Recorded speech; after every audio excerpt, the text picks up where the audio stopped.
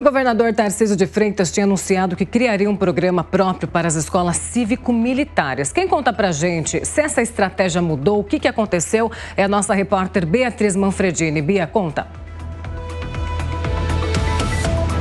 Olha, Paula, na verdade, esse anúncio pegou de surpresa os membros do governo e pessoas aí alinhadas ao governador de São Paulo, Tarcísio de Freitas. Era um tema que não tinha ainda sido muito colocado dentro do Palácio dos Bandeirantes, então o que fontes ligadas ao governador de São Paulo me disseram é que logo depois que o governo federal decidiu então extinguir o programa das escolas cívico-militares, Tarcísio acabou dizendo que vai fazer um decreto para ampliação dessas escolas, meio que como um aceno, é uma base mais alinhada ao ex-presidente Jair Bolsonaro, né? Com quem, inclusive, Tarcísio teve rusgas nos últimos tempos, principalmente durante a discussão da reforma tributária. Mas são rusgas que já apareceram antes, na tentativa da aprovação de alguns projetos aqui na LESP, Assembleia Legislativa do Estado de São Paulo. Por exemplo, Tarcísio teve alguns problemas com deputados mais alinhados à ala bolsonarista do PL. Então, agora, o que aliados me disseram é que o governador de São Paulo viu uma oportunidade, né, na extinção desse programa por parte do governo federal, de fazer algo, de ampliar um programa, no caso o programa das escolas cívico-militares, que está alinhado ao ex-presidente Jair Bolsonaro, ele que em 2019 fez algo similar, também ali por meio de decreto, como o Tarcísio imagina fazer. Então agora o governador de São Paulo dá os primeiros passos nessa linha. Ainda não há nada muito definido, justamente por conta dessa surpresa. Mas o que eu consegui apurar é que até o fim do mês, uma reunião com o secretário de Educação aqui de São Paulo, Renato Feder, deve acontecer para que eles caminhem, deem os primeiros passos nessa estratégia. Algumas fontes falam em uma reunião na semana do dia 24. É isso então que deve acontecer. Os detalhes ainda estão sendo ajustados. Em nota mesmo, o governo aqui de São Paulo diz que as secretarias estão se alinhando após essa decisão do governo federal de extinguir as escolas. A gente lembra que o estado de São Paulo atualmente tem apenas uma escola cívico-militar, mas no Paraná, estado do qual Renato Feder já foi secretário da Educação, são mais de 200 escolas, elas foram expandidas por lá. Então é um plano similar que Tarcísio agora começa a colocar aqui para São Paulo, em um aceno a uma base mais bolsonarista, uma base que colocou ele aqui como governador de São Paulo, que ajudou a impulsionar o governador por aqui, Paula. Agora, Bia, outra discussão que tem ganhado destaque hoje é a aproximação do Republicanos com o governo de Lula, o governo petista. E aí uma análise sua também, Beatriz, eu sei que você tem as informações pra gente. Você acredita que essa é uma junção aí que pode dar certo?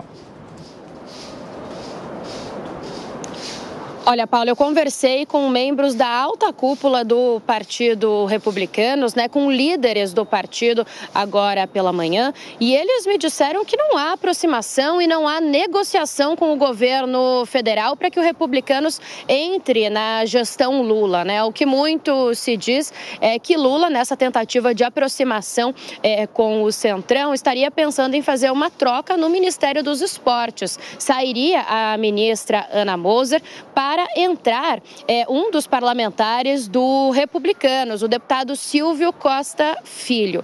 Mas membros, então, da alta cúpula do Republicanos me disseram agora que não, que o que está saindo na imprensa é alta especulação e que não há negociações em jogo. Eu consegui apurar também que o governador Tarcísio de Freitas, que é do Republicanos, foi consultado sobre essa aproximação, mas sinalizou de forma negativa, né, a colocar um membro do Republicanos dentro do governo federal. Apesar disso, Paula, apesar dos membros do Republicanos dizerem que não há uma negociação, que isso está travado, na quarta-feira, o ministro da Fazenda, Fernando Haddad, participou de um jantar com o deputado Silvio Costa Filho e outros membros do Republicanos, membros também dessa base mais forte do Republicanos, como o próprio líder do partido na Câmara dos Deputados, Hugo Mota. Então, o ministro da Fazenda, Fernando Haddad, fez um movimento de aproximação com o partido, mas a alta cúpula da sigla nega, então, que isso esteja acontecendo. Inclusive, um líder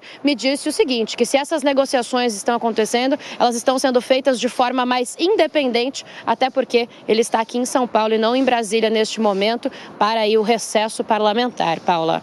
É isso, informações importantes, apuração sempre muito importante da nossa repórter Beatriz Manfredini. Bia, muito obrigada. Um minutinho para os nossos comentaristas falarem um pouco sobre esse assunto também, começando com você, Amanda Clay. Alta cúpula do Republicanos, mais governo do PT. A gente viu aí que essa era uma junção que poderia dar certo ou não poderia. Beatriz Manfredini trouxe aí que somente há uma especulação.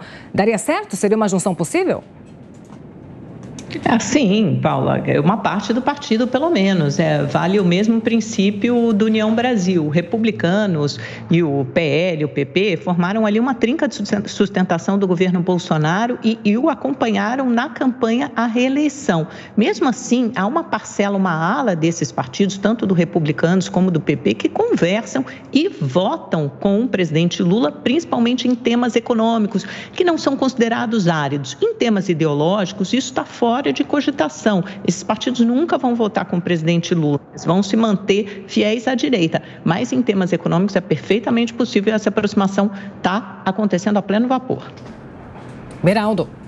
Não tem ideologia nesse tipo de negociação. O Republicanos tem interesse em ter o nome que vai substituir o Arthur Lira na presidência da Câmara quando chegar o momento. Ao mesmo tempo, Lula precisa dos votos dos republicanos e ainda houve a tentativa de manter Daniela Carneiro no ministério quando ela saiu do União Brasil para ir para o Republicanos. Então é um xadrez político onde vários interesses têm que ser contemplados. Não é uma questão só de ideologia, ou se é que tem alguma coisa de ideologia nisso.